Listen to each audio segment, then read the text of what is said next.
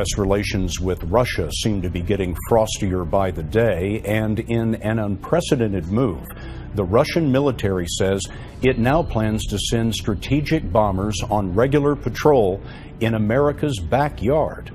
David Martin is looking into this. Russian bomber patrols over the Caribbean and Gulf of Mexico would be very significant, U.S. military officers say, something the Russians have never done before.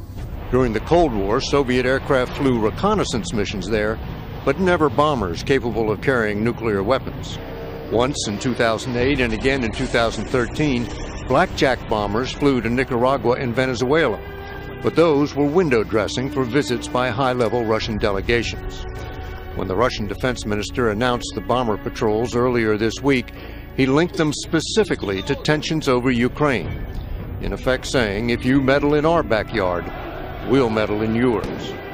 U.S. military officers say the patrols would not pose a military threat, since the bombers and their refueling tankers could be tracked as they came down through Greenland and Iceland and across the Atlantic, leaving plenty of time to scramble jet fighters. A real attack by Russian bombers would most likely come over the North Pole, the shortest distance between the two countries.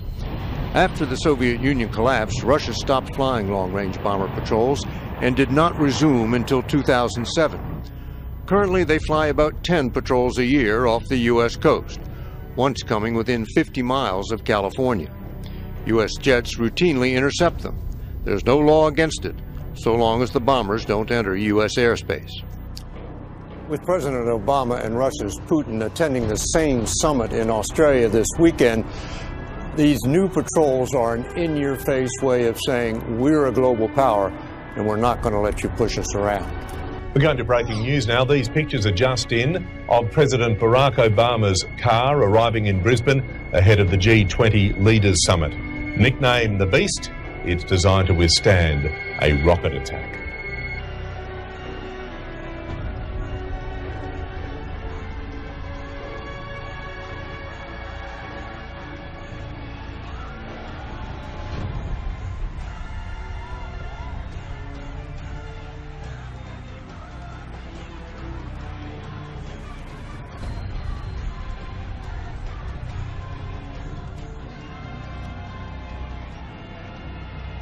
But tidings out of the east and out of the north shall trouble him. Therefore he shall go forth with great fury to destroy and utterly to make away with him. And he shall plant the tabernacles of his palace between the seas in the glorious holy wood. Yet he shall come to his end, and none shall help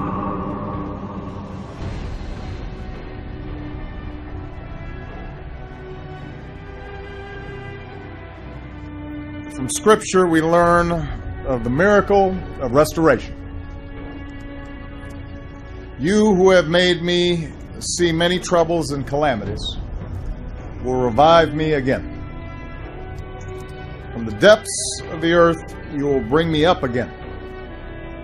You will increase my greatness and comfort me again. A top NATO commander says Russian tanks and troops are moving into eastern Ukraine. Moscow denies those claims. The development comes after Russia announced new Air Force training exercises near United States borders. David Martin is at the Pentagon with the military's response. David, good morning. Good morning. When Russia's defense minister announced plans for these new long-range bomber patrols, he linked them specifically to tensions over Ukraine, telling the U.S., in effect, if you meddle in our backyard, we'll meddle in yours. The announcement of the new patrols comes just as President Obama and Russia's Putin are set to attend the same summit this weekend in Australia. Both men surely know having bombers circle around to the south of the U.S. doesn't make much military sense. The bombers and their refueling tankers could be tracked all the way across the Atlantic, leaving plenty of time to scramble interceptor jets. Benjamin Friedman is a research fellow at the Cato Institute. Politically, it's important. It shows that Russia's trying to sort of show its relevance and poke its finger in the U.S. eye and say, look, we're still here, we still matter, we're something you have to deal with and plan for. There's no indication yet when these new patrols would begin or how often they would be conducted. With dramatic pitches and steep banks, China shows off its next-generation fighter plane. This is the J-31, a stealth fighter. It can come in, as the U.S. has stealth fighters, stealth bombers, come in a full-up radar environment and not be detected. Analysts say this jet could be designed for mid to low altitude attacks and may be deployed from an aircraft carrier. The J-31 looks stunningly like a late model American stealth fighter, the F-35. It's been pretty clear, and I think the U.S. government has been pretty clear in making its claims, which I have no reason to doubt, that Chinese hackers have been targeting defense contractors, U.S. government facilities, and others. Several published reports say the Chinese got the blueprints for the F-35 through a cyber assault on a contractor for Lockheed Martin and built their fighter jet with the same specs. The Chinese have denied that. China tested the J-31 right as President Obama was in Beijing for the Asia-Pacific Summit. It comes on the heels of China christening its first aircraft carrier, sending ships to islands whose territory has long been disputed. Analysts say this isn't about confronting America militarily, but about reducing U.S. military influence in its neighborhood. What the Chinese military is trying to do is to be able to put their military out further from China, out into the Pacific, in the air, under the sea, and on the sea, in order to deter others from coming too close to China. It's also about prestige. It's also about the status of China. It's also about using platforms like aircraft carriers to perform what's called military operations other than war, humanitarian relief, that kind of thing. The United States uses its aircraft carriers for that purpose quite a lot. China now flexing more military muscle. One of these two powers is going to be so concerned someday with projection of power in the Pacific that it's going to overreact in a crisis, or that it might escalate what seems now to be an arms race. Lurking in the freezing waters off Sweden last month, a hidden danger. This was a major hunt launched by the Swedish Navy to find a suspected Russian submarine off their coast. The Swedes said they would force it to the surface if they could find it. They couldn't.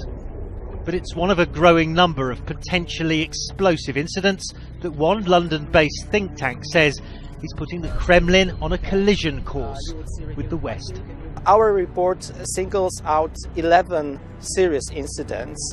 Here we are talking about the aircrafts flying really close to each other. We are talking about harassment of warships. We are talking about simulated attacks conducted by the Russian fighters against targets in Sweden, Denmark, and the United States. The report, called Dangerous Brinkmanship, says a mix of more aggressive Russian posturing and readiness of Western forces to show resolve is increasing the risk of escalation. As well as the 11 serious incidents, the report also details 3 high-risk ones, which in its view carried a high probability of causing casualties. One was the submarine search, another was a narrowly avoided collision between an SAS civilian airliner taking off from Copenhagen and a Russian reconnaissance plane. SAS have confirmed to CNN the incident took place last March. The third high-risk incident, says the report, was the abduction of an Estonian intelligence officer shortly after President Obama visited the country, a NATO ally, in September. Moscow says he was arrested for spying on Russian soil. Of course, even if such incident happens, it doesn't lead automatically into a full-blown war. The problem is that we have less and less direct contact between the militaries on the both sides. If we don't have this kind of established channels of communication, even one incident can simply lead to an escalation that neither of the sides really want. It may not be a new Cold War with Russia, not yet, but the risk of miscalculation has echoes of that much more dangerous time.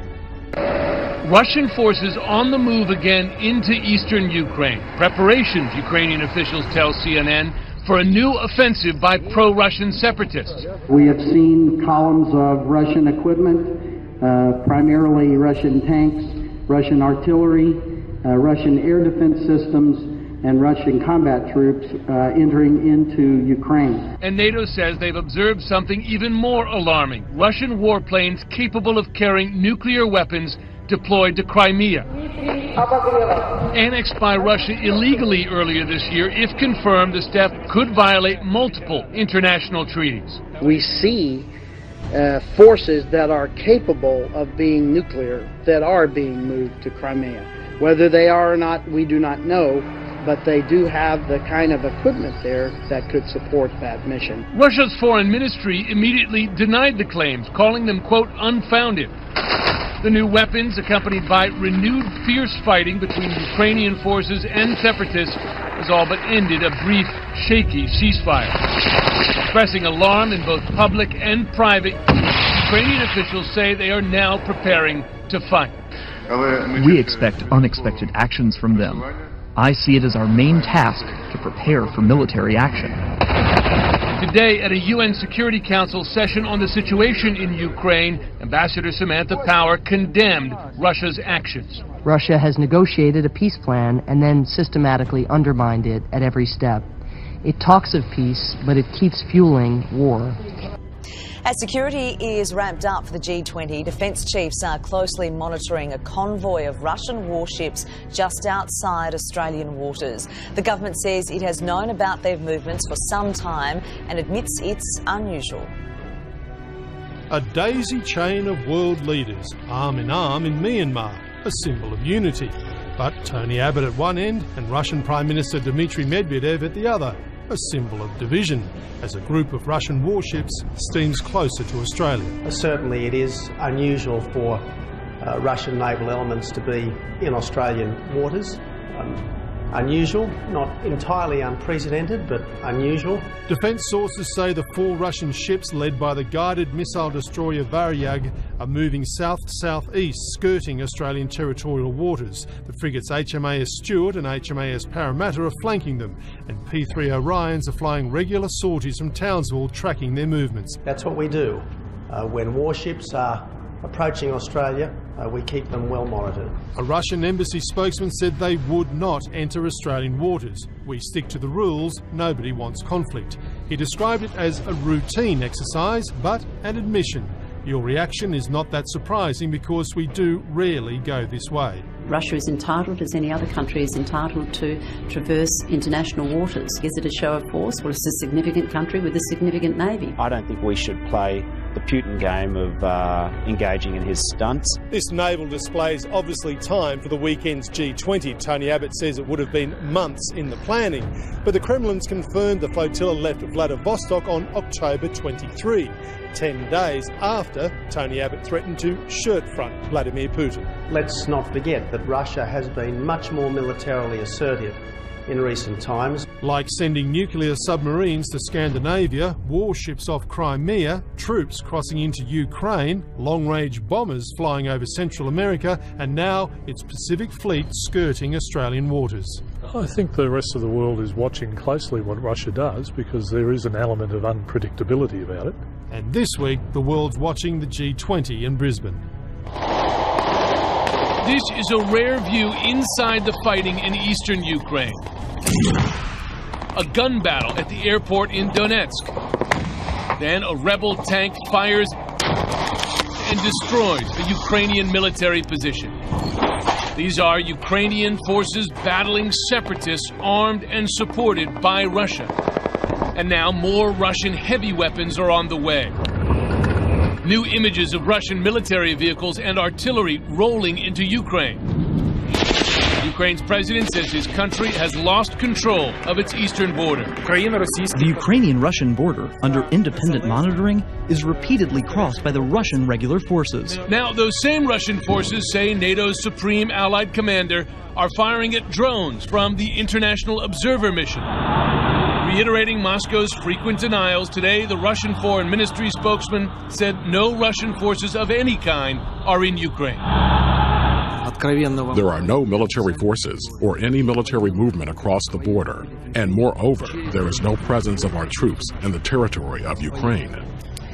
On the map, you can see how Russia has, in effect, now occupied territory inside eastern Ukraine. It's this area here that is under the control of pro-Russian separatists. I'm going to show you here, these are positions of Russian weapon systems as identified by Ukrainian authorities. You can see missile launchers here, tank divisions, and then these troop divisions along the border are what U.S. officials say are 8,000 to 9,000 Russian troops positioned along the border. And that border here, the red area here, is in effect controlled by Russian authorities. And just to place it, this here is where U.S. officials say that Russian-supplied missiles shot down the Malaysian airliner MH17. We begin with growing Russian military activities across the globe. Russia now says it plans to launch long-range bombers on regular patrols from the Arctic onto the Caribbean and Gulf of Mexico. Moscow is also sending a convoy of warships towards Australia. The European leadership has detailed more than 40 major breaches by Russia in the past 8 months. Now, Russian President Vladimir Putin may have some explaining to do as he goes into the G20 summit in Australia.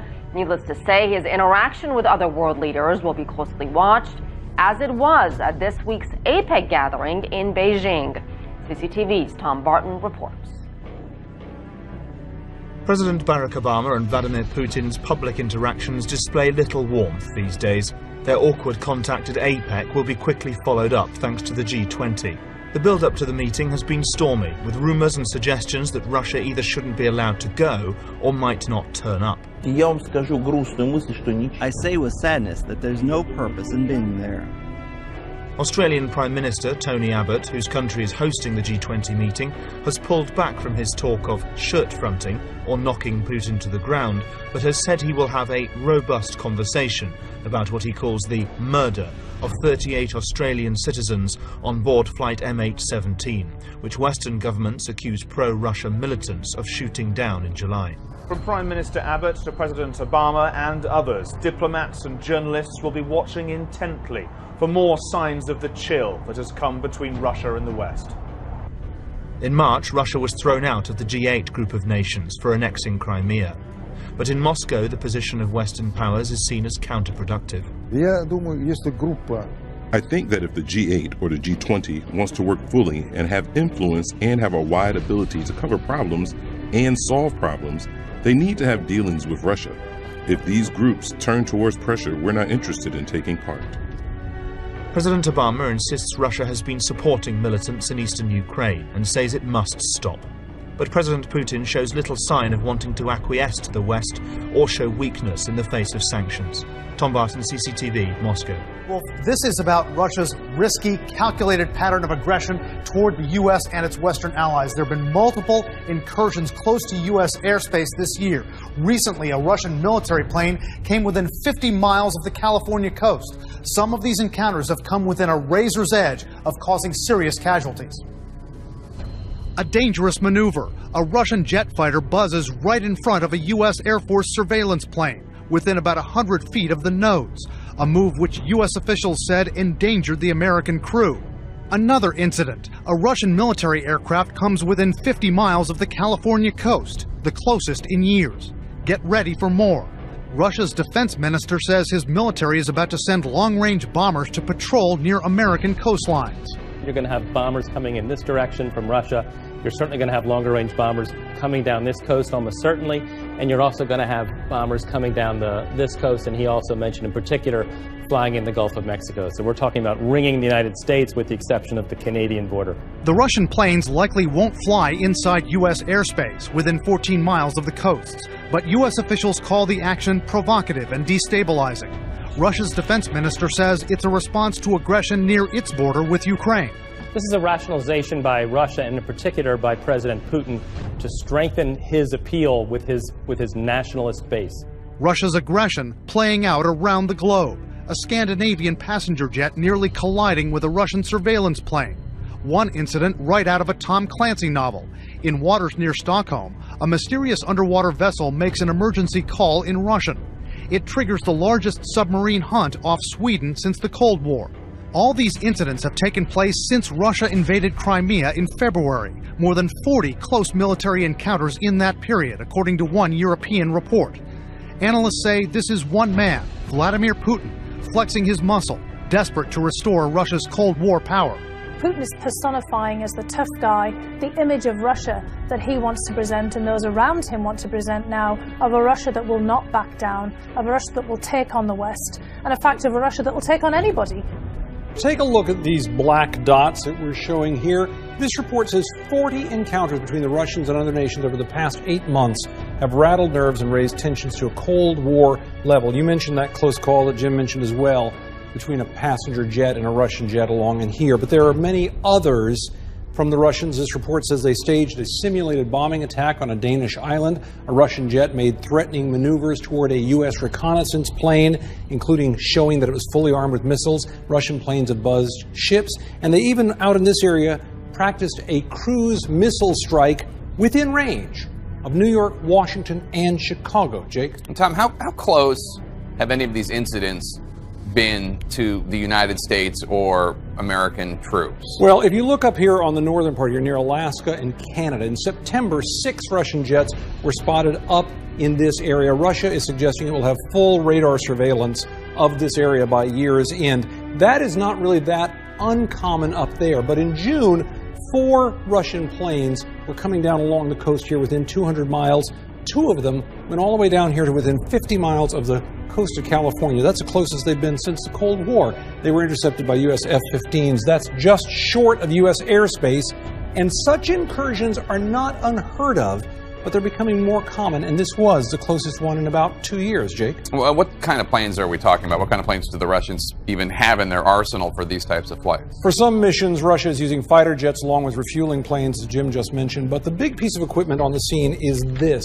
It's the Tupolev 95, nicknamed the Bear by NATO. This plane grew out of the Cold War in the 1950s, way back then. It is a turboprop, so it looks antique compared to modern bombers like the Stealth, but it's a serious weapon. Just take a look at some of the things that it has going for it here. If you go into this plane, you have a maximum speed of almost 600 miles an hour. It has a range for missions of well over 5,000 miles. It can carry 11 tons of ordnance, including cruise missiles and nukes. And like U.S. long-range bombers, it is designed for big impact precision strikes. Of course, more Russian planes and ships could increase the chances of a potential run-in with our own military. What if there's a mistake? This week, a European watchdog group reported a dramatic rise of encounters between Russian forces and NATO forces.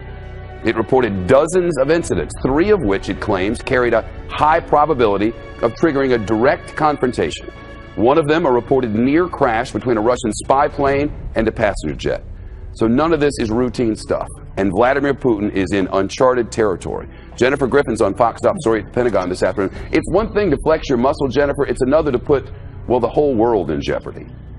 That's right, Shep. And there was also that recent hunt for the suspected Russian submarine off the coast of Sweden that got the U.S. military's attention. 40 incidents involving the Russian military coming into near confrontation with NATO members since Putin's invasion of Crimea. The Pentagon reacted to the announcement from Russia's defense minister today that Russia now plans to extend its long-range Bear bomber flights to the Caribbean. Spokesman Colonel Steve Warren downplayed the threat and simply said the Russians have patrolled in the Gulf of Mexico in the past, and we've seen the Russian Navy operate in the Gulf of Mexico. These are international waters. One obstacle for Russia is refueling. That's why Russia's military is in talks with Cuba and Venezuela for air basing rights. Pentagon officials don't see the move as a serious threat, but it is a reminder that Putin is trying to make his military more visible and more assertive. In fact, last September, Russian Bear bombers, those strategic bombers that can carry nuclear weapons, reportedly practiced cruise missile strikes against the U.S. Shep. Jennifer Griffin at the Pentagon. Jen, thanks so much. Let's dig deeper on this. Foreign affairs columnist and author Gordon Chang is with us on the news deck. What's he doing? I think what he's trying to do is he's saying to the rest of the world, look, I can do whatever I want. The United States can't stop me. I've got a new friendship with the Chinese. They're going to finance what I'm doing. So I'm going to grab what I want. And that's clearly Georgia, Ukraine, Eastern Ukraine. You know, it's awful. But why does he's doing it because of his own economic situation? Well, I think so, because last year the Russian economy grew 1.3%, which was below every estimate. This year it's going to 0.5% growth, and that was before the recent plunge in oil prices, which is bringing oil prices to a 3-year low. And Russia depends on selling hydrocarbons to Western Europe and now to the Chinese. So what advantage does it give him to take over other countries and fly his bombers in the Gulf of Mexico? Well, Putin has always said that he was going to reassemble parts of the Soviet Union that he felt were taken from Russia unfairly at the end of the Cold War. So clearly right now he is going to do that while the United States is certainly distracted in a number of other areas, and the Chinese are going to finance him because they have just signed up a major oil and gas deal. And this is going to be important for Putin because now he's going to have the money to fly those bombers in the Gulf of Mexico. This probably sounds very deja vu-ish to some of our viewers because under Reagan it was so similar. It was similar, and what Reagan did towards the end of the Cold War was to drive down the prices of commodities that Soviet Union sold. And that's what brought the Soviet Union to the end, because they no longer had the money to support their military and to keep their people happy. What we're seeing right now is the same dynamic because the prices for Russian commodities are coming down, but we're not intentionally doing it. If we were actually to start to push commodities down with the Saudis, this would bring Putin to the edge. But he still has the Chinese. Would that not be an affront to the Chinese if we were to do such a thing? Well, it certainly would, because they both see themselves as on the same page. They see the United States as the common adversary, and that's why they're molding their militaries together. That's why the Russians are now selling frontline equipment to the Chinese, and that's why they're now cooperating in East Asia as well in other places. What's going to happen, though, if there's a mistake? If there's an accident between one of these throwback bombers of the Russians and something we're flying around? Well, you know, we saw this during the Cold War when there were a number of near misses, and, you know, we were very fortunate to get through that. We got lucky. We got lucky. But the problem right now is that Putin thinks that he can use nuclear weapons not as instruments of deterrence, but as really weapons of aggression. Because at the end of August, he talked about using nukes to hold on to what he had grabbed in Ukraine. And so he learned a lesson. He got away with it, so he's going to try it again. And now the Chinese have seen, oh, you know, Putin can do it. Why can't we do it as well? And because we've heard Chinese threats to use nukes before, now they're going to become emboldened. Gordon Chang, it's nice to talk to you. Thank you. Thank you.